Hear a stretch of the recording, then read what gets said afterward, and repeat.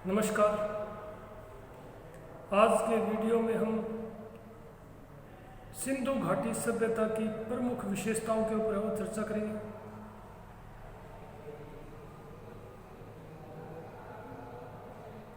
देखिए, सिंधु घाटी सभ्यता का भारतीय इतिहास में अत्यंत ही महत्वपूर्ण व उल्लेखनीय स्थान है, क्योंकि सिंधु घाटी जो सभ्यता है, यह सिंधु घाटी सभ्यता और जो संस्कृति है वो भारतीय इतिहास में ज्ञात है प्रथम सुविकसित सभ्यता और संस्कृति मानी जाती है, क्योंकि एक विकसित सभ्यता और संस्कृति का जो इतिहास है वो भारतीय इतिहास में सिंधु घाटी सभ्यता से ही ज्ञात होता है। इसी कारण सिंधु घाटी सभ्यता का भारतीय इतिहास में अत्यंत ही महत्वपूर्ण उल्लेखनीय स्थान है। सिंधु घाटी संस्कृति जो है, यह जो सभ्यता है वो मिस्र, मेसोपोटामिया, यूनान, रोम, क्रीट आदि की संस्कृतियों जितनी ही प्राचीन और विकसित थी। कुछ मायनों में तो सिंधु घाटी सभ्यता की जो संस्कृति थी वो इन संस्कृतियों से भी कहीं अधिक है वो विशिष्टताएं रखती थी, कहीं अधिक विकसित और विशिष्ट थी। और अगर जिन और उन विशेषताओं को हम सिंधु घाटी संस्कृति की है वो मौलिक विशेषताओं के रूप में है वो चर्चा करते हैं, जैसे कि जल निकास प्रणाली। जल निकास प्रणाली जो है वो सिंधु घाटी सभ्यता की एक मौलिक विशेषता है, क्योंकि उसकी जो समकालीन विश्व की अन्य संस्कृतियां थी उन संस्कृतियों में कहीं पर भी इस प्रकार की एक उन्नत जल निकासी प्रणाली है वो का अस्तित्व दिखाई नहीं देता। जैसी उन्नत जल निकासी प्रणाली सैंधव स्थलों से प्राप्त हुई है, वैसी उन्नत और विकसित जल निकास प्रणाली विश्व की उसके समकालीन किसी भी अन्य संस्कृति में प्राप्त नहीं होती। इसी आधार पर मैंने कहने का प्रयास किया कि जो सिंधु घाटी संस्कृति है वो प्राचीन होने के साथ साथ कुछ क्षेत्रों में तो अपनी समकालीन विश्व की अन्य संस्कृतियों से भी अधिक विकसित और श्रेष्ठ थी। और जब हम इन सिंधु घाटी सभ्यता से संबंधित विभिन्न प्राचीन पुरास्थलों से प्राप्त पुरातात्विक स्रोतों का विश्लेषण करते हैं तो हमें सिंधु घाटी सभ्यता की है वो अनेक विशेषताएं दृष्टिगोचर होती हैं। चूंकि सिंधु घाटी सभ्यता का संपूर्ण इतिहास पुरातात्विक स्रोतों के आधार पर ही लिखा गया है, इसी कारण जब हम इन सैंधव पुरास्थलों से प्राप्त पुरातात्विक स्रोतों का विश्लेषण करते हैं तो हमें ऐसी अनेक विशिष्टताएं हैं वो दिखाई देती हैं जिन्हें हम सिंधु घाटी सभ्यता की वो विशेषताएं कह सकते हैं, विशिष्टताएं कह सकते हैं। सबसे पहला यही आता है कि सिंधु घाटी सभ्यता, हमारे सामने प्रश्न यही उठता है कि सिंधु घाटी सभ्यता है वो किस युग या किस कालखंड से संबंधित है। अगर धातु काल क्रम या धातु काल के हिसाब से देखा जाए तो सिंधु घाटी संस्कृति को कांस्य युगीन संस्कृति माना जाता है। ये इसकी पहली विशेषता भी है।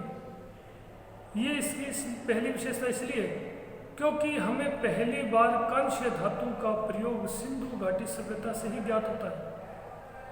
इसी कारण यह सिंधु घाटी सभ्यता की एक विशेषता भी है, क्योंकि सिंधु घाटी सभ्यता से पूर्व जितनी भी सभ्यताएं थी उन संस्कृतियों में अभी तक है वो ताम्र धातु का प्रयोग ही ज्ञात है।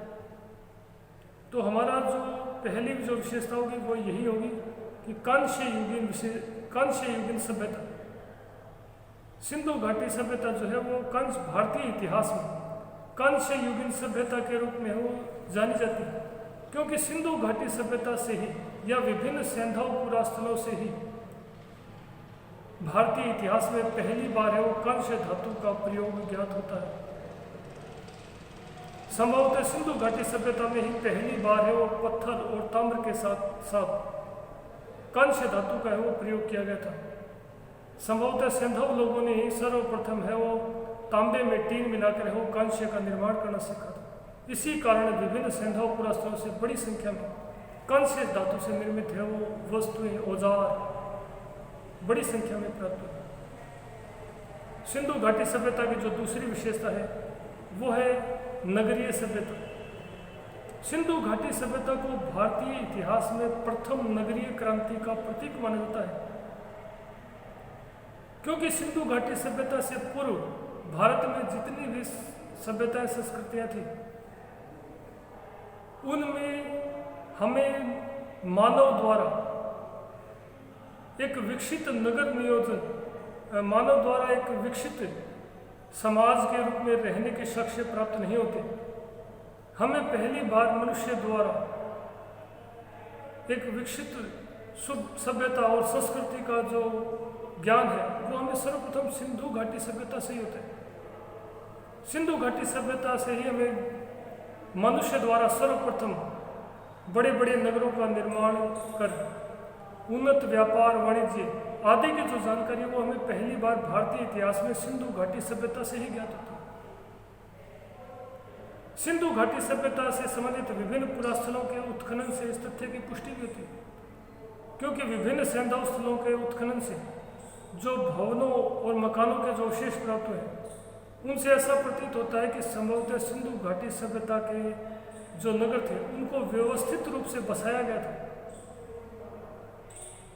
यहाँ पर जो नगरों का जो नियोजन मिला है उसके आधार पर यह स्पष्ट रूप से वो सिद्ध होता है, इस तथ्य यह तथ्य स्पष्ट रूप से सिद्ध भी होता है, क्योंकि संपूर्ण जो नगर थे वो ग्रिड पैटर्न यानी वर्ग जालक पद्धति के आधार पर वो बसाए गए थे। सड़कें एक दूसरे को समकोण पर काटती थी और इस संस्कृति से पूर्व इस प्रकार एक प्रकार से व्यवस्थित नगर नियोजन का जो साक्ष्य है वो सिंधु घाटी सभ्यता से पूर्व भारतीय इतिहास में है वो प्राप्त नहीं हुआ था। भारतीय इतिहास में पहली बार नगर नियोजन के जो साक्ष्य है वो सिंधु घाटी सभ्यता से ही प्राप्त होता है। इसी कारण सिंधु घाटी सभ्यता को भारतीय इतिहास में प्रथम नगरीय क्रांति का प्रतीक माना जाता है। तो पहली विशेषता है कि सिंधु घाटी सभ्यता है वो कांस्य युगीन सभ्यता थी। दूसरी है प्रथम नगरीय क्रांति का प्रतीक। और जो तीसरी विशेषता है वो है सिंधु घाटी सभ्यता में व्यापार और वाणिज्य को महत्व। देखिए, एक स्वाभाविक सी बात होती है कि कोई भी नगर में रहने वाले यानी बड़े बड़े नगरों में जो रहने वाले लोग होते हैं उनके आर्थिक जीवन का आधार हमेशा ही व्यापार, वाणिज्य और सेवा होता है, सेवा क्षेत्र होता है। जबकि जो ग्रामीण संस्कृति होती है या सभ्यता होती है वहाँ के लोगों के आर्थिक जीवन का आधार सदा से ही कृषि और पशुपालन रहा है और वर्तमान में भी यही है। जो ग्रामीण क्षेत्र हैं वहाँ के लोगों के आर्थिक जीवन का जो आधार है वो आज भी कृषि और पशुपालन ही है, जबकि शहरी क्षेत्रों में निवास करने वाले लोगों के आर्थिक जीवन का जो आधार है वो व्यापार और वाणिज्य रहा है। तो चूंकि सिंधु घाटी सभ्यता एक नगरीय संस्कृति थी, अतः वहाँ के लोगों का जो आर्थिक जीवन था उसका आधार भी व्यापार और वाणिज्य था।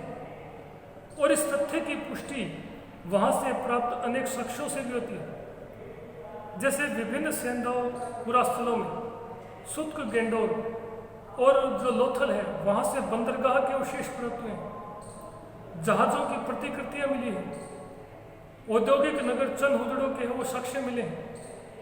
इसके अलावा इसकी सिंधु घाटी सभ्यता की जो समकालीन संस्कृति थी, मेसोपोटामियाई संस्कृति, वहाँ के साहित्यिक साक्ष्यों में उन नगरों का उल्लेख मिलता है जिनके साथ मेसोपोटामियाई संस्कृति के व्यापारिक संबंध थे, जिनमें दिलमुन, जिसकी पहचान आधुनिक बहरीन के रूप में की गई, मक्कन यानी आधुनिक मकरान तट और मेलुहा जैसे है वो क्षेत्रों का उल्लेख मिलता है।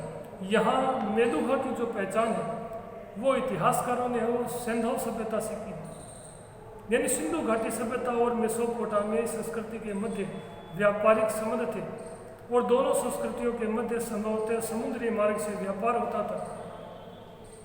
जिसके साक्ष्य स्वरूप सिंधु घाटी सभ्यता में बंदरगाह के साक्ष्य भी मिले हैं, और उन बंदरगाहों से इन मेसोपोटामिया संस्कृति से संबंधित मोहरें भी है वो मिली हैं, जो कि इस तथ्य की पुष्टि करती है कि सिंधु घाटी सभ्यता है वो एक प्रकार से व्यापारिक और वाणिज्यिक सभ्यता थी। सिंधु घाटी सभ्यता की जो चौथी विशेषता है वो है वहाँ के लोगों के शांतिवादी दृष्टिकोण। या ऐसा कह सकते हैं कि सिंधु सभ्यता के लोगों की जो चौथी विशेषता है वो है जीवन के प्रति शांतिवादी दृष्टिकोण। यानी सिंधुवासी या सिंधु घाटी सभ्यता के लोग हैं वो जीवन के प्रति शांतिवादी दृष्टिकोण रखते थे। और इस तथ्य का जो सबसे बड़ा प्रमाण है वो ये है कि विभिन्न सिंधु पुरास्थलों के उत्खनन से अभी तक ऐसा कोई रक्षात्मक या तीक्ष्ण आयुध नहीं मिला है। देखिए, कोई भी संस्कृति अगर शांतिपूर्ण दृष्टिकोण वाली होगी तो वहाँ पर इस प्रकार के भीषण और घातक हथियारों का जो है वो साक्ष्य प्राप्त नहीं होते। यही कारण है कि सिंधु घाटी सभ्यता में भी न तो रक्षात्मक और न ही किसी प्रकार के वो तीक्ष्ण धारदार घातक हथियार मिले हैं, जबकि इसकी समकालीन जो मेसोपोटामियाई असीरियन संस्कृति थी वहाँ पर बड़ी संख्या में वो घातक हथियार मिले थे, और अपने उसी युद्ध प्रियता के कारण वो संस्कृति सबसे पहले विनष्ट भी हो गई। जबकि सिंधु घाटी सभ्यता के जो 1500 स्थल खोजे गए हैं उनमें से बनवाली और एक और स्थान है उनको छोड़ दिया जाए तो कहीं पर भी कोई तीक्ष्ण या रक्षात्मक घातक या यहाँ तक कि रक्षात्मक हथियार तक के वो साक्ष्य प्राप्त नहीं हुए। इसी आधार पर इतिहासकारों ने उस सिंधु घाटी सभ्यता के लोगों को या सिंधु लोगों को जीवन के प्रति शांतिवादी दृष्टिकोण वाला माना है। सिंधु घाटी सभ्यता की जो पांचवी विशेषता है वो है जीवन के प्रति समष्टिवादी दृष्टिकोण। समष्टिवाद से मेरा तात्पर्य है मिलजुल कर रहने की प्रवृत्ति। यानी सिंधुवासी जो है वो समष्टिवादी दृष्टिकोण रखते थे, अर्थात मिलजुल कर कार्य करने की प्रवृत्ति रखते थे। और इस तथ्य की पुष्टि भी वहाँ से प्राप्त साक्ष्यों से होती है। यानी विभिन्न सिंधु पुरास्थलों से जो पुरातात्विक स्रोत प्राप्त हैं उनसे इस तथ्य की पुष्टि भी होती है। जैसे कि धोलावीरा और जूनीकरण जो कि दोनों ही गुजरात में स्थित है, वहाँ से विशाल स्टेडियम का साक्ष्य प्राप्त हुए हैं। दोनों ही स्थानों से विशाल स्टेडियम के साक्ष्य प्राप्त हुए हैं। यानी स्टेडियम का प्रयोग है वो हमेशा मनोरंजन के लिए किया जाता है, जैसे कि खेल कूद सामूहिक जो खेल कूद प्रतियोगिताएं होती है उनके लिए स्टेडियम को काम में लिया जाता है। यानी सिंधुवासी जो है वो मनोरंजन के लिए एक प्रकार से स्टेडियम का प्रयोग करते थे, यानी मनोरंजन सामूहिक रूप से करते थे, यानी मिलजुल कर करते थे। यानी ये जो स्टेडियम है धोलावीरा और जूनीकरण से मिले हैं ये उनके समष्टिवादी दृष्टिकोण को स्पष्ट करते हैं।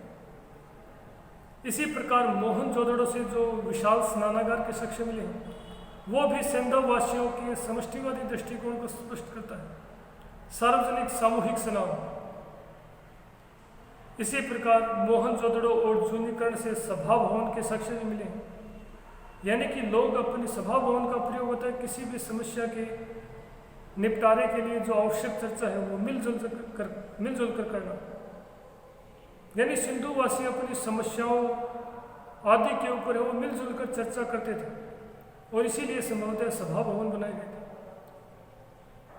और इन सभी प्रमाणों से ये सिद्ध होता है कि संभवतः सिंधुवासी जो है यानी सिंधु सभ्यता के जो लोग हैं वो जीवन के प्रति समष्टिवादी दृष्टिकोण रखते थे।